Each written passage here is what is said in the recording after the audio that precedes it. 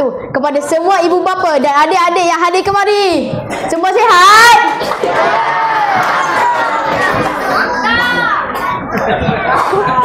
Okey adik-adik, nama saya Amir Ubaidah bin Muhammad Sohaib.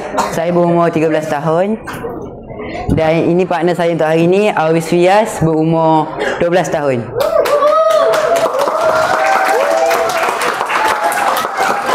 Hari ini kami berdua akan ceritakan pasal reversible dengan irreversible reaction.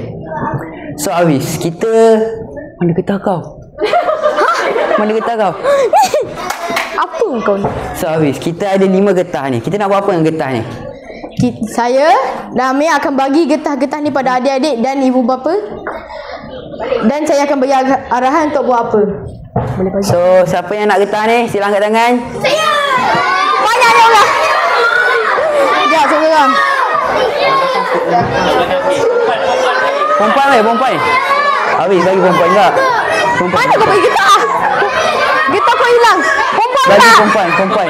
Perempuan pula guys. Perempuan pula guys. Satu. Sorry. Kau ada getah ke tak? Dah. Kira dah. Okey. Sekarang apa yang Abang Arif nak buat? Nak adik-adik buat. Cuba korang tarik getah tu dan jangan lepaskan. Tarik getah dan jangan lepaskan. Jangan lepaskan. Apa jadi dekat getah-getah tu? Hello. Manjang. Apa jadi dekat getah-getah tu? Siapa nak jawab?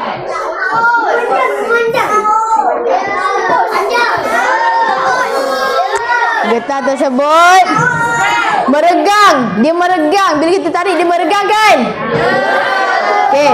Kan nak tarik tadi kan? Cuba lepas balik. Saya tembak. Lepas satu tangan je. Apa jadi kat getah tu? Kembali ke bentuk asal. Dia kembali ke bentuk asal. So ini dipanggil reversible. Reversible ialah benda yang boleh jadi balik ke bentuk asal dia. Macam getah-getah yang korang semua tarik tadi. Bukan semua. Okey. Okey adik-adik, kita ada satu lagi eksperimen, iaitu eksperimen volcano. Jadi ke volcano ni? Okey. Kita nak adik-adik semua angkat tangan. Yang nak ni lah. Siapa yang nak buat volcano ni? Sila angkat tangan. Saya dan Abang Amir akan pilih satu. Diam lah. Sabar. Sila diam. Sabar. Banyak sangat bising. Siapa lelaki? Fakir. Awis, kau pilih lelaki. Dah. Kau pilih kau apa ni? Ni. Sila naik. Siapa? Lupa nak sediakan corong. Korang tuang je lah. Okey, tepuk tangan untuk diorang dua ni. Okey, nak volcano yang mana satu? Perkenalkan dulu adik-adik ni. Okey, nama siapa? Fakir. Abdullah Fakir. Umur berapa? Tinggal dekat mana? Umur 9. Tinggal kat Negeri 9.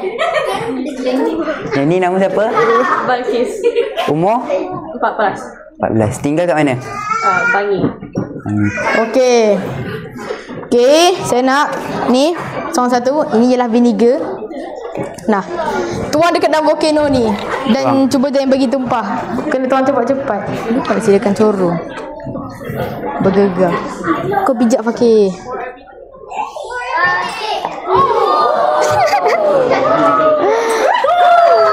Yeay. Terima kasih. Terima kasih. Dah boleh balik ke tempat asal.